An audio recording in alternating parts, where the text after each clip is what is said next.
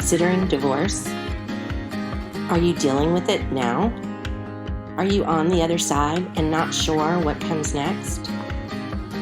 You've come to the right place. Welcome to the Divorce Do's and Don'ts Show with your host, Lisa C. Decker. Welcome, everyone, to the Divorce Do's and Don'ts Show. We're so happy to have you back today. My name is Marcella Craig, and I am here to introduce our wonderful host, Lisa Decker. I am her assistant. And to let you know a little bit more about Lisa, she is a certified divorce financial analyst. She is also a real estate collaboration specialist in divorce. And she is the CEO and founder of both Divorce Money Matters and the organization that brings us this show, Divorce Town USA. So welcome, Lisa. What do we have in store today? Thank you so much, Marcella. So as you all know, parenting is hard enough, and divorce adds yet another level of complexity and challenges. Needless to say, we know that it only gets harder sometimes when you're trying to handle both. So today, I'm very excited to introduce a fellow win-win TV host, Emmalou Penrod. She's going to be talking with us today about helping children be happier, healthier, and more resilient. And I think that's a really important thing, the resiliency especially. Emmalou is a wife, mother, grandmother, retired school teacher, author of the book Navigating the Educational System: 5 Strategies to Get the Best for Your Child. And she is a family life expert with Healing Your Families. Emmalou earned her Bachelor of Science in Elementary Education with an endorsement in Special Ed from Weber State University. And she also has a Master's of Arts in Educational Counseling from the University of Phoenix. Emmalou, we are so excited to have you here today on the Divorce Do's and Don'ts Show. I'd love to know a little bit about how you've seen divorce affect children in the classroom, perhaps when you were a teacher, or with the work that you're doing now. And also, how can parents help support kids before, during, and after the divorce process? Well, Lisa, thank you. It's an honor for me to be here. And yes, I have noticed effects in the classroom. I worked mainly on the high school level, but even there, I could see what a difference it made if preparation was given, if the parents took time and effort to help their children through that transition. You know, children will tend to blame themselves or they can be hurt in this. And sometimes they can get to feeling rather lost and feeling like maybe they're just not good enough. But I've also seen those times where effective co-parenting was in place, emotional support was there for the child understood, it wasn't their fault, and loved both parents. So I guess you could say I've seen the best and the worst in the classroom. And it really depended greatly on how the parents got through that process.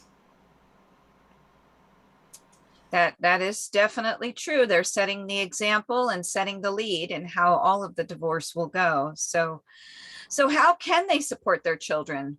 You talked about how they approach the child to let them know. What tips do you have there? Well, children are amazingly perceptive. It doesn't do any good to try to tell them nothing's wrong when they can sense the tension in the room. They can tell you've been arguing. They know something's wrong. And if you try to hide it from them, then they start imagining the worst. Then it's, their imagination is can be far worse than reality. Mm-hmm. And then there's how much information you share and keeping it age appropriate. Children don't need all of the baggage. They don't need to hear the details of what instigated the breakup. That it's not helpful for them to hear that one of their parents is an addict or had an affair, or they're not they're not ready to deal with that information. Not even in high school do they need to know that. But helping them understand that they'll still be able to stay in the same school, that how their life will, there'll be some continuity. They'll still have access to both of their parents. The most devastating results I've seen is when they're jerked from school to school. They suddenly lose all contact with one of their parents. There's a drastic change in their life with no understanding as to why it happened. So talking about those decisions, talking about the arrangements is huge. And sharing information that is age appropriate. And, you know, a person can stop being your spouse, your husband, but they don't stop being your children's father. And you will have that for the rest of your life. You know, as your child grows, they'll have sporting events and graduation and when they get married, and they need to know that they can invite both parents. Oh, I absolutely agree about that. Yes. I like too that you mentioned about continuity, as much continuity as possible, because it is true when a family is going through this divorce transition, a sudden change, for example, in school, not only are they going through now a divorce transition, but now they've lost all their friends and they got to make all new friends. So I really appreciated that point about keeping it as normal as possible, so that the divorce transition is really the only major thing they may have to go through at that time, and then bringing these changes and, you know, pacing them. Yes. Yeah. That's good point, Marcella. Good points from both of you. Because, you know, that one disruption at a time is enough. But when you heap all of that on, it's a lot for adults to handle, let alone children. And we want them to be resilient, but we don't want to overload them with too much to deal with at one time. What about during and after the process? What other tips do you have about those times? I have seen the greatest success when the parents were at least on the same page. Maybe they couldn't agree on anything else, but they could decide, let's focus on what's best for our children. And then it was much easier to decide, should we let our son go out for football? It wasn't a matter of dad wants him to relive his high school glory days, or mom's too afraid of the son getting hurt. It was what's best for our son. And if they can keep the focus there. And when children do poorly in school, I worked mainly as a special education teacher. So I was in a lot of meetings when children were struggling in school. And it was great when both parents, even if they were divorced, both parents were involved in supporting their child. It was, you know, that was the focus. When you can put the focus on the best interest of the children, miracles happen. It's amazing. We're all in concert on that. We have the Divorce Town Roadmap, and we have put Kids First Parkway right at the top, because the children and their needs should be taken into consideration first, above all, because you cannot put a price on their emotional well-being.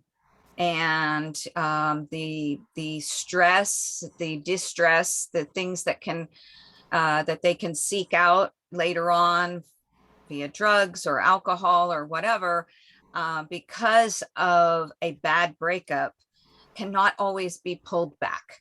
So if you can give them the best foundation through the divorce and after, and be the best co-parents possible, it will go a long way to making your lives as parents, and especially your children's lives, much happier and healthier in the long run. Absolutely. And for those parents who are struggling with that, because we know it is difficult, there's a reason why a couple gets divorced. We have had other specialists on our show in our past episodes that talk a little bit about that, about successful co-parenting, about how to put some of that angst and some of those differences aside for the benefit of your kids. So while we won't talk a lot about that today, we do encourage you to go back and check out some of those episodes for some practical tips and suggestions on how exactly to do that. Yes. And Emmalou can also help you with that. We just wanted to give her some different opportunities to talk about new things that we haven't covered before. We're trying to give you as much information as we can to help you raise happy, healthy children, no matter what challenges they face in life or what challenges you're facing in life. So how can parents help children become happier, healthier, and more resilient overall? You know, the airlines hit it right on when they said we need to put our own oxygen mask on first. It's hard. I would even go so far as to say it isn't possible to teach a child to believe in themselves if you don't believe in yourself, if you don't have confidence, if you don't feel your own awareness of your own worth. So number one, start there. Just analyze. Do you engage in negative self-talk? Do you tear yourself down? Are you so quick to catch everything you do wrong and just kind of gloss over the accomplishments? You know, that's human nature. We could go through a day and do 20 things absolutely perfectly, but make one mistake. And what are we usually mulling over in our minds as we go to sleep that night? It's the one mistake. Mm-hmm. So start with yourself and increase your sense of worth and your confidence. And then you need to do this for your children. Children need to have someone point out to them what their strengths are, what they did well. And this is, you know, as parents, we're used to kind of looking at what needs to be corrected. What do they need to do better? And that's appropriate. We're teaching them, but take some time to focus on helping them see their worth and helping them identify their strengths. And they should hear you brag about them to someone else. They should let them hear that. Let them know how much you believe in them. That leads to the unconditional love. It's easy to love our children when they're behaving well and they're making us proud. But what they need is to know that we love them no matter what. And as we're able to express this unconditional love to them, then that's not saying that we overlook their failings, that we're excusing their bad behavior. It just means we're separating the behavior from the child. We continue to love that child. And then as they feel that love, we develop that rapport, that trust, then they're open to letting us help them correct, improve, learn better behavior. So it really all comes down to unconditional love, and there are many ways to express it. So I've mentioned a few. It's catch them being good, make sure they know their strengths, and make sure they know that you know that they have value and that you love them no matter what, and encouraging them. And sometimes it starts with a gentle suggestion. There might be a better way you could handle that. and then helping them, and also sending the message you love them enough and they're worth it for you to spend time with and to help them become better. Now, I don't know, do either of you like to use positive affirmations? Yes, they're powerful. That repetition, even if you don't believe it at first, it starts to get into your subconscious. And children are the same way. You know, we start forming these neural pathways in our subconscious. Well, research has shown that it could happen even before birth, because they've, with testing, they're showing that even before birth, the baby is sentient. They're aware of the surrounding they're in. They hear sounds. So at some point, all the information, everything that happens to that child, everything they see, hear, experience, the good, the bad, the ugly, it's all being collected in that huge database of the subconscious. And then it starts forming these neural pathways that form their belief system, that determine how they feel about themselves, how they feel about the world around them, how easy it is for them to trust others and to connect with other people.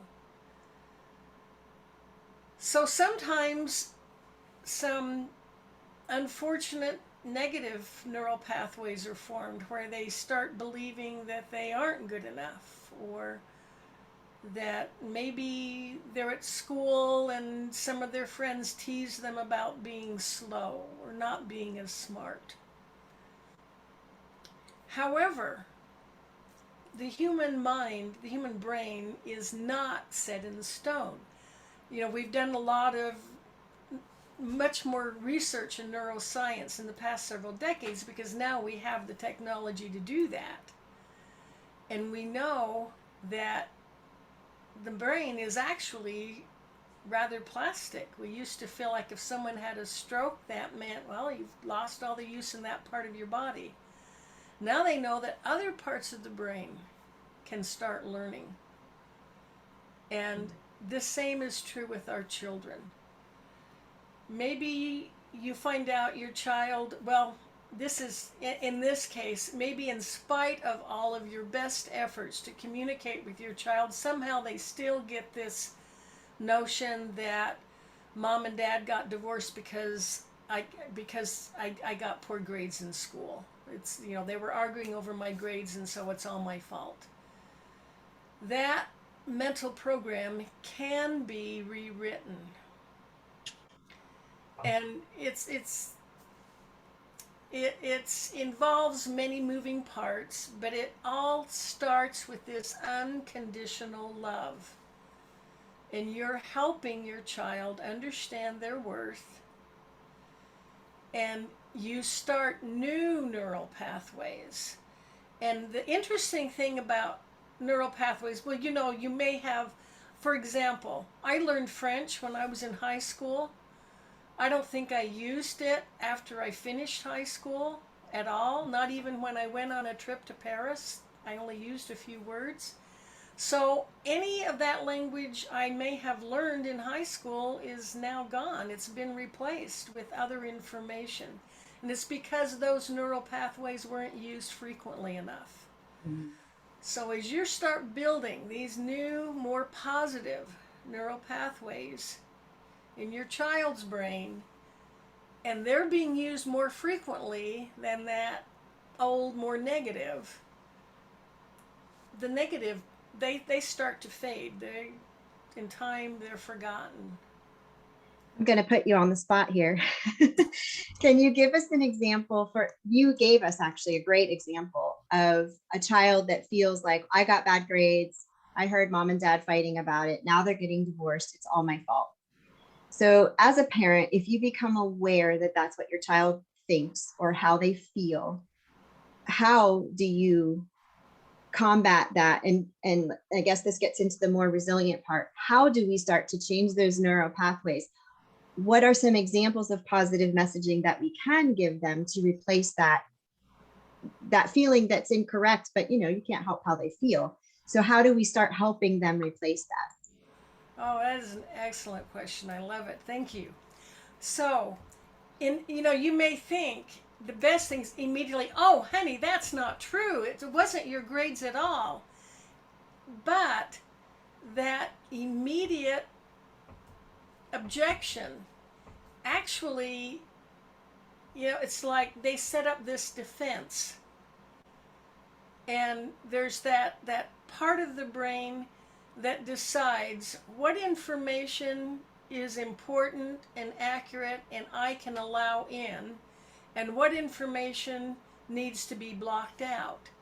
And in this case, it will be blocked out.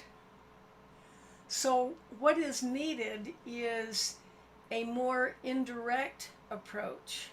And this is looking for opportunities to be consistently feeding the information about how loved they are, how valued they are, how worthwhile they are, how smart they are in many other ways.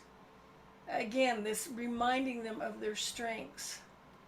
And it also involves taking advantage of our brainwave activity patterns. So when we're focusing, when we're in school, you're at work, right now, if someone were to measure our brainwave activity, it would be at the beta level. That means we're awake, we're alert, we're focusing. And that would be pretty high activity. It's moving pretty fast. After the show, maybe you'd sit back, just relax. You're just relaxing with your feet up. The brainwave activity starts to slow down to alpha level. And then if you get into maybe some yoga, some deep meditation, it'll slow down even more to theta. And when you are completely sound, dreamless sleep, that's delta. So there have been several really interesting studies done on what happens in those different levels of brainwave activity. And they've found people who are going in for surgery or recovering from a surgery recover much more quickly when they're able to get down into that delta level. That's the healing level. That's the sound, dreamless sleep. So that's healing. And then the theta and the alpha, where that's also like dreaming state, like meditation, yoga. That is when you are most open to suggestions, to changing, starting a new neural pathway.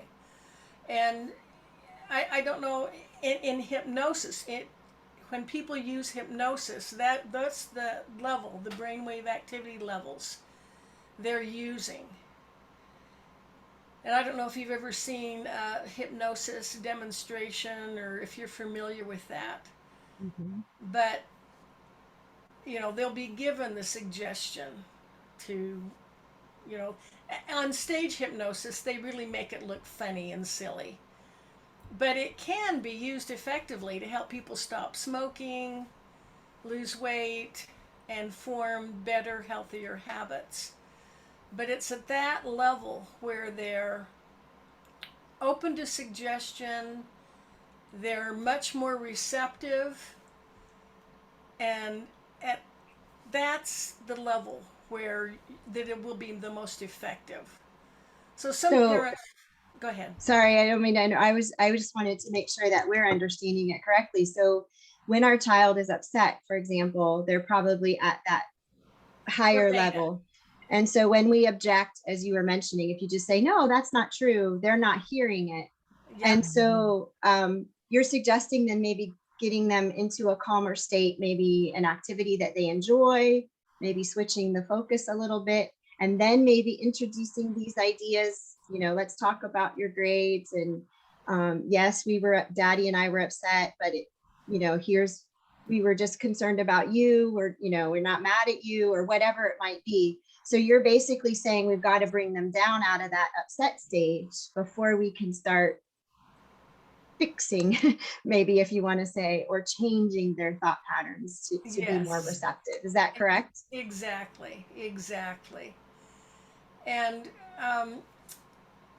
a mother in Australia over 45 years ago had this challenge. She also went through a divorce. So sometimes is the case when a couple has a child with disabilities, sometimes the pressure to that marriage, results in a divorce. That added stress is more than the marriage can handle. And that's what happened to her. So her daughter had several mental and physical challenges when she was born. In fact, the doctors, when they tested her, they said, back then, children were institutionalized if they had severe challenges. And that's what the recommendation that this mother was given is, your daughter's never going to be able to grow or develop or take care of herself. You just put her in an institution. I think they assessed her IQ was only 40.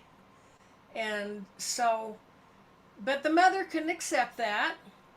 The mother, nope, that's not what I want for my daughter. And then through a rather nasty divorce, she lost custody. They had 2 daughters.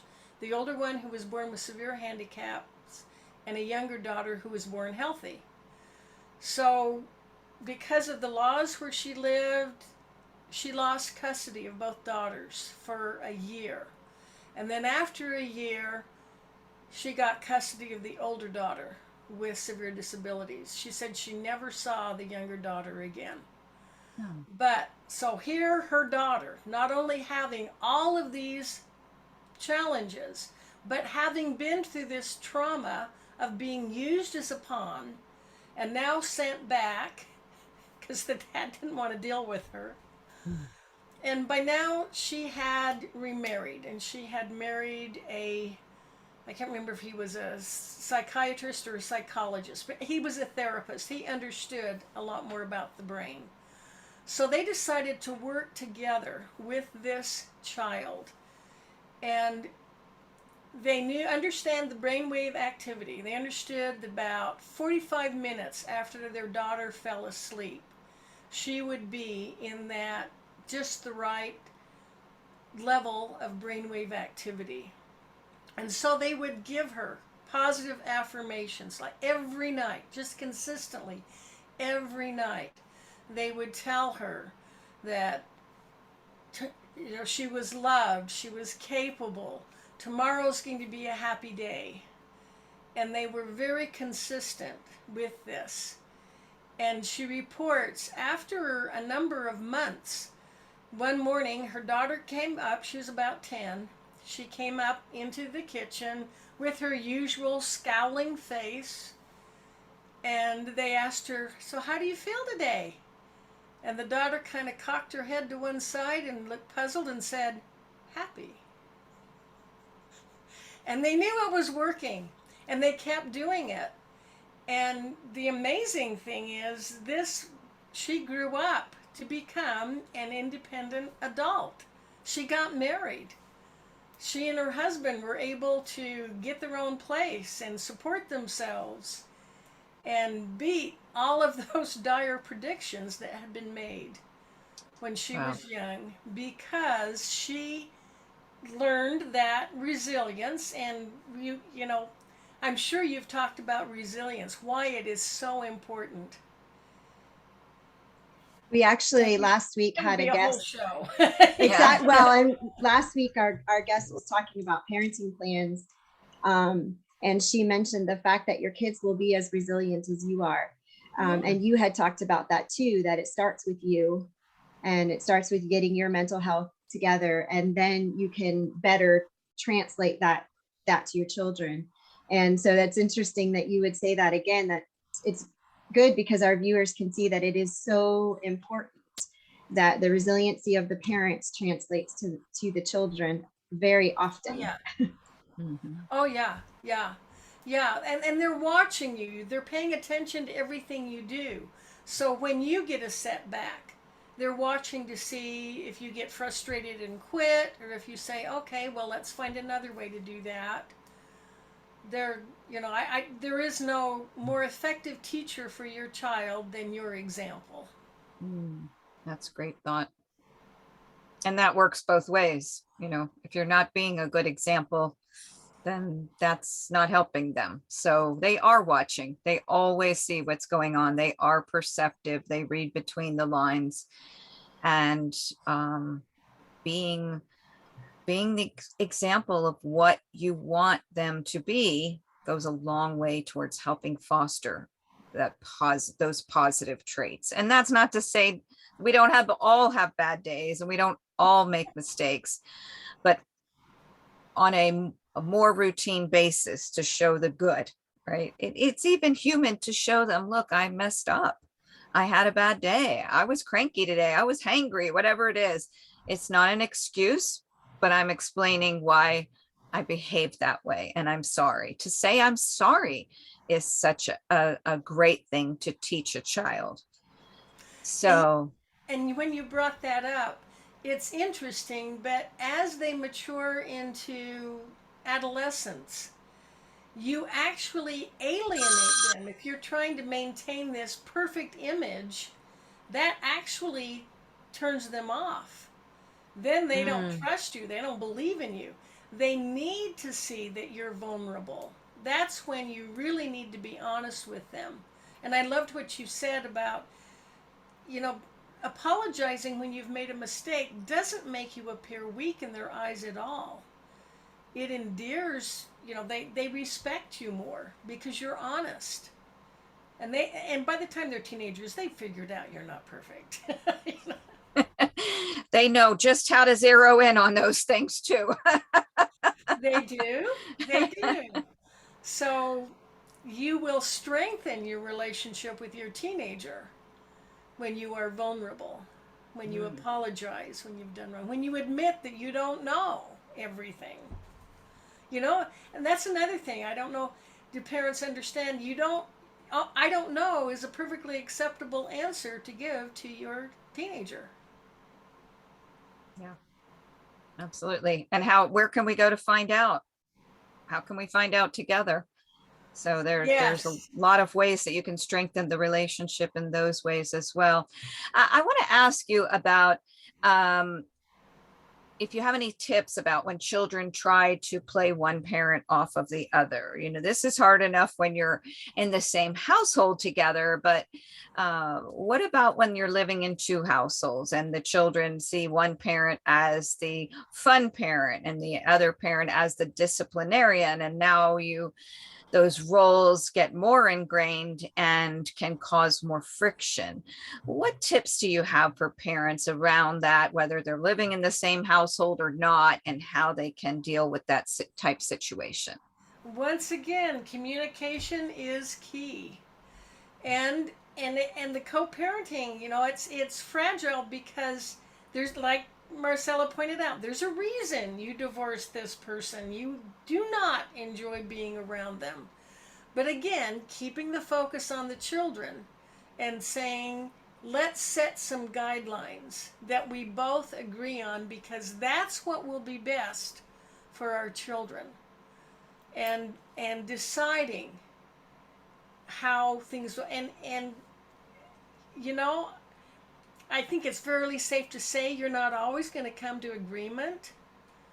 There will be, I had a coworker who I remember he made the comment, he was divorced with a young son, and he made the comment, I've been labeled the Disney dad, so I'm going to live up to it. I just got a annual pass to Disneyland and we're going there every weekend. Oh my goodness. So, there it takes a lot of maturity and sometimes putting your ego aside and admitting, you know, it, and tact and how you're expressing things. But again, and you've covered this. I love what you're doing with your program. Keep the focus on what's best for the children. And sometimes parents think that means give them what they want, but no. we all know that what children want isn't always what's best for them. So I would say that communication, focus on what's best for the child. And it is okay to teach them that their parents aren't exactly alike. And as the children grow, they're going to learn that these are the things I enjoy doing with mom, and these are the things that I enjoy doing with dad. They're not exactly the same, and that's okay.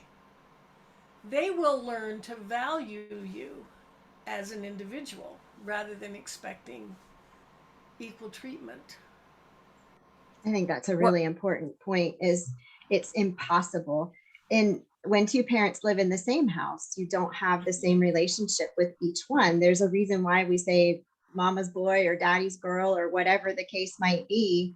You just always have a different relationship with each parent. It's just how it is. If you have two moms or two dads, it's even going to be the same. So I think that's a really good point for parents not to create that expectation that it's going to be equal in both houses.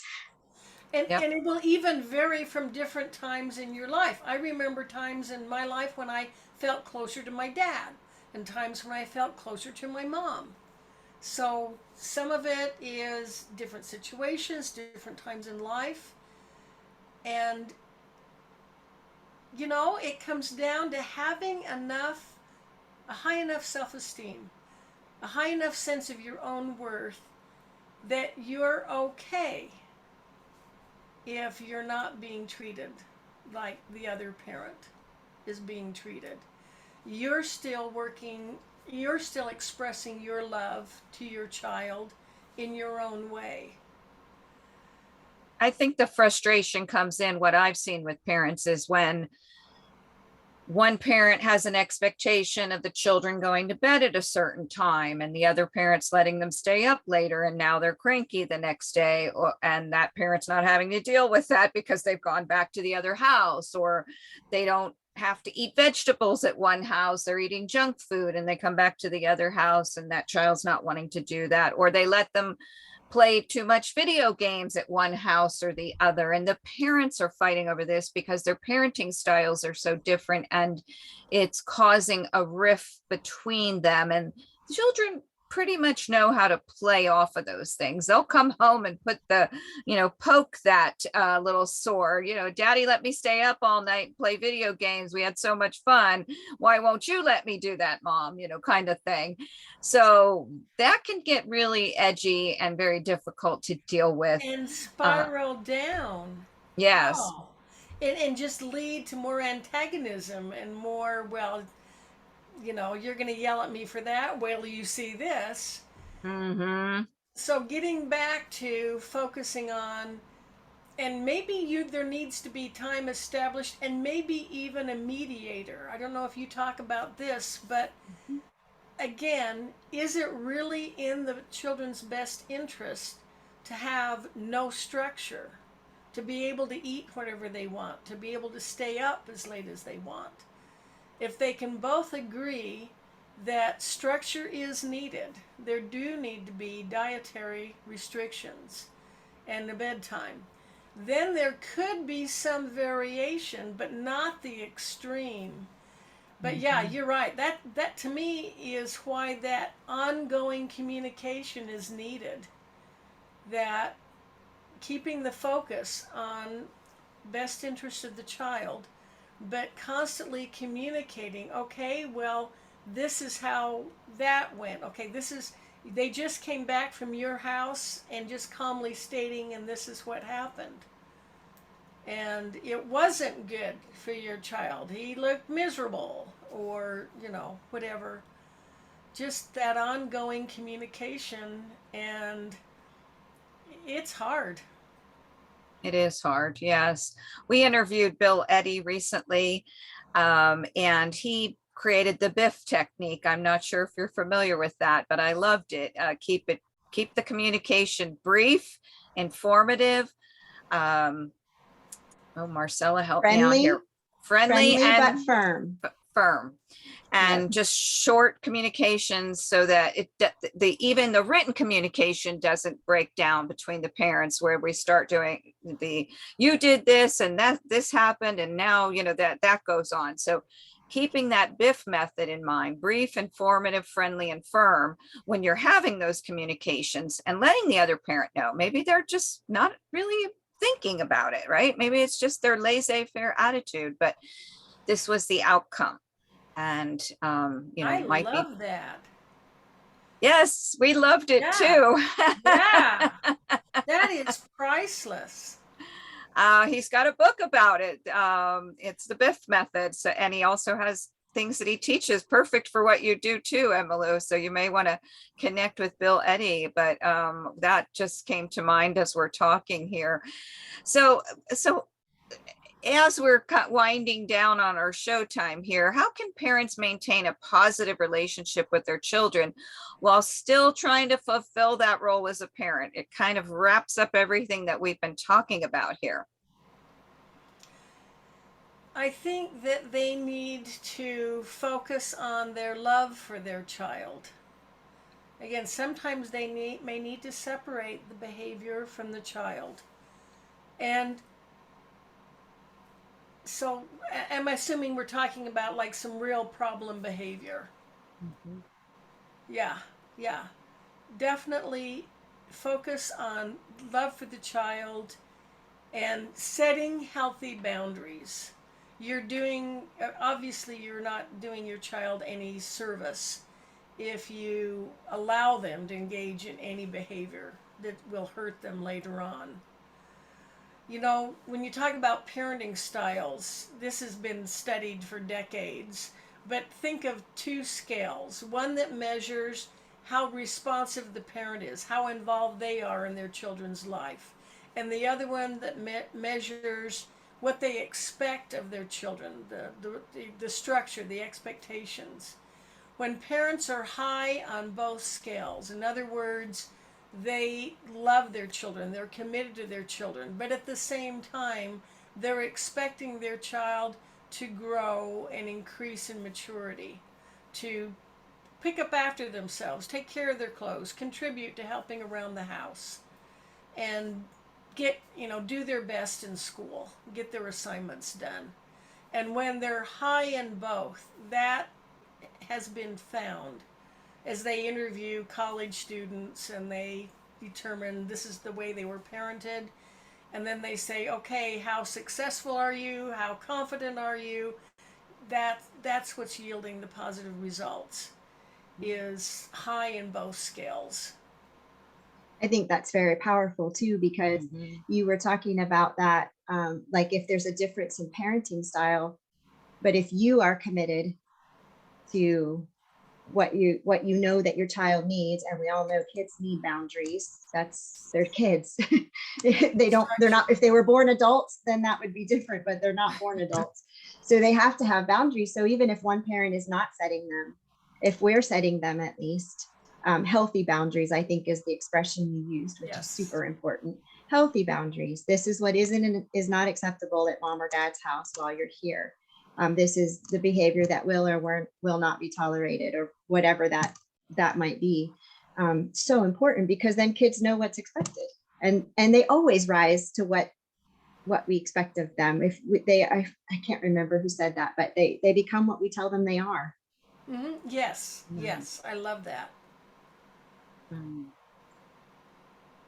I also remember reading an expert some time ago, and he was saying that one of the biggest factors in the studies that he had done or researched was confidence in kids' ability to go out into the world and make a good life for themselves. It was confidence in their abilities, in their decision making, not just in their school and athletics and grades, but just in themselves. And I think what that's what you're saying here, is that we have to help children to make sound decisions that are healthy and resilient, and that our job as parents or guardians or whatever the case may be is to help them find that within themselves, to believe in themselves, so that they go out into the world and can resist the temptations out there and can make good decisions and be excellent people, good citizens in the world, kind people to others. That all comes from what they experience in their childhood. I'm understanding that most of our framework of what we think of the world is in our brains by the time we're 7. And you talked about having to do work to change all of that. But if that's the case, then those foundational years are so vitally important. If our view of the world is already set by 7, then let's give them the best view possible of what they mean to us and how precious they are, no matter what's going on in their lives, no matter their abilities or different abilities. They still matter, and they are beautiful, and they are loved, and they can give that back to others in return. And we appreciate too, Emmalou, that you helped us to understand that if we did maybe start off on the wrong foot, or if we have maybe contributed to a bad wiring process, that we can help rewire. We can rewire ourselves, and we can help rewire our kids. And I think, I know for me, I really appreciated that it's never too late to start doing it the right way, or a better way maybe than what we've been doing. So I really appreciate that. Thank you for that. Yes, that's beautiful. Thank you. So any last words you want to share with folks here? You mentioned about special needs, the parents of special needs children having even more stress in their marriage. I know that the divorce rates are higher among those parents. It's a greater challenge to take care of those children. As much loved as they are, there's more burden in the physical and possibly mental capabilities, and it does place more stress on the marriage.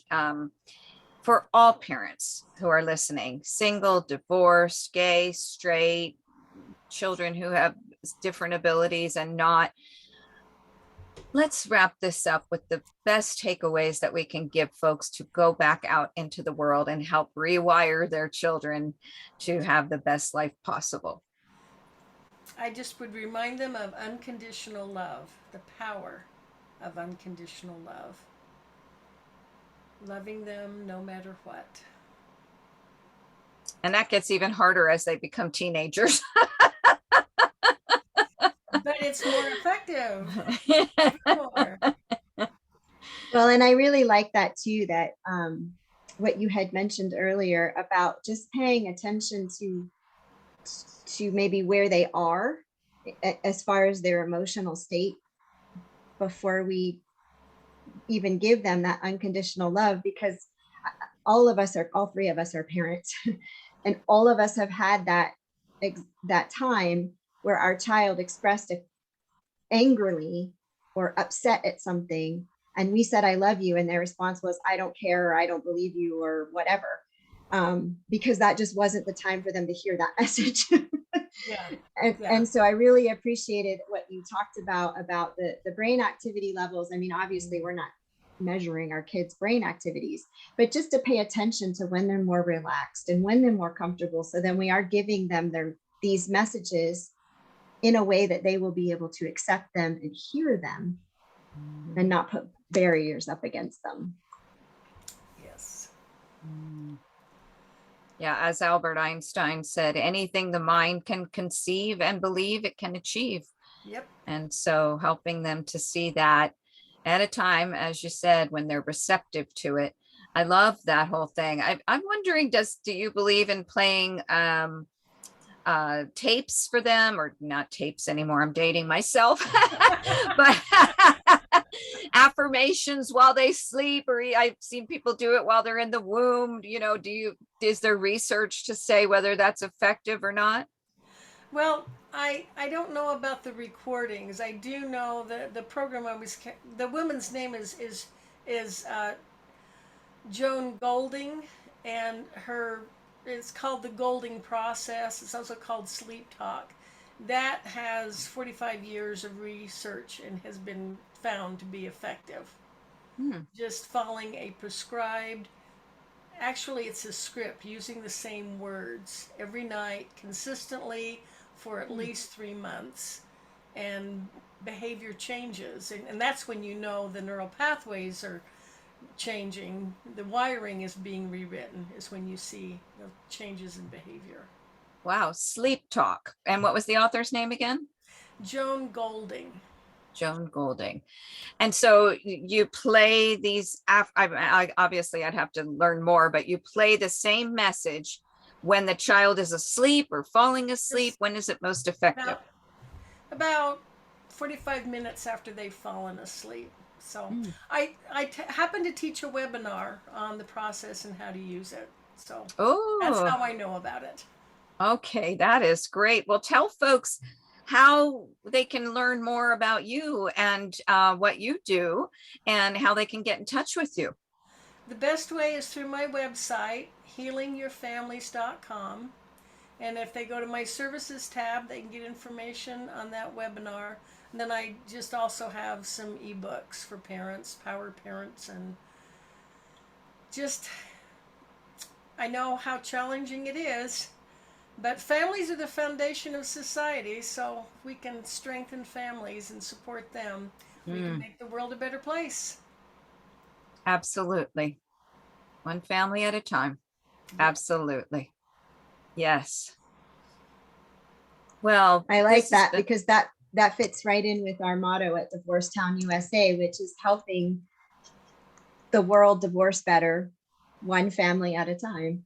So if we can keep them happy and healthy and more resilient, even through something so sad as the divorce process, then we're going to still have happy, healthy, resilient kids. Yes. To grow into happy, healthy, resilient adults. Yes. And the cycle continues. Yeah. So, and I deeply appreciate what you're doing. There is a critical need for this. I hope every family can be aware of the services you offer. Well, thank you so much. And you as well. You know, it takes a village to help change the world, right? And I'm so honored to be a part of the Win-Win Women's Network with you. And we are helping to change lives through the network and all the good work that's going on there. So it's so nice to have you on the show today, Emmalou, and to meet you and to have you share your wisdom and insight and experience. It's been a wonderful show. Thank you so much. Thank you for inviting me. Our pleasure. So Marcella, why don't you tell us what's on tap, what gifts we have for folks, and how they can reach out through various places to access what we have for them. Absolutely. Thank you, Lisa. So I've gone ahead and shared our screen with you so you can see the resources we've made available for you. First of all, we invite you to go to divorcetownusa.com and download this ebook, which is represented here by the graphic, the Divorcetown Roadmap. For those of you who are parents, we encourage you to start here with Put Kids First Parkway. We know that is definitely going to be your most important aspect of your divorce, or at least it should be. So we have this resource for you. Lisa has put this together. This was her brainchild, and we are happy to be able to bring it to you through Divorcetown USA. Another thing that Lisa has put together through Divorce Money Matters, which is the other hat that she wears, is the free divorce financial fitness kit. So if you are thinking about the divorce process, or maybe you're in the middle of it, you're feeling overwhelmed by the documentation and what you got to get together, please download this kit. It's going to help you get organized. It's going to give you some answers, and it is even going to give you some 50 must-ask questions of an attorney, because eventually you're going to have to meet with one. So this will help get you prepared, get you ready, and get you going so you can start the divorce process in a better way and more organized. We also want to encourage you to join our support group if you don't have one already, or if you're looking to add to your support network. We do have the Divorce Help and Hope support group through meetup.com. Our next meeting is tomorrow. But for those of you who are not watching the show live, please go to divorcetown.com and go to the events section, and all of the upcoming meetings will be listed there, and you'll be able to join the group or RSVP that way as well. Finally, next week we have a really interesting show and guest. We're going to invite Karen Millen, who is a professional coach, but also an expert at traveling with her ex. So we're going to talk a little bit about blended families being able to cooperate together and to get to that healthy point in their relationship where they might even be able to take a vacation. How it might happen, when it might happen, and why it might be good for you and your children. So stay tuned for us for next week, a special episode coming your way. We want to thank all of you, as always, for joining us here on Divorce Town USA and for the Divorce Do's and Don'ts show. We are so grateful to our viewers. We are so grateful to our guest, Emmalou. Thank you again for joining us today. And of course, to our host, Lisa Decker. So we look forward to seeing all of you next week at the same time and on the same channel. Take care, everyone.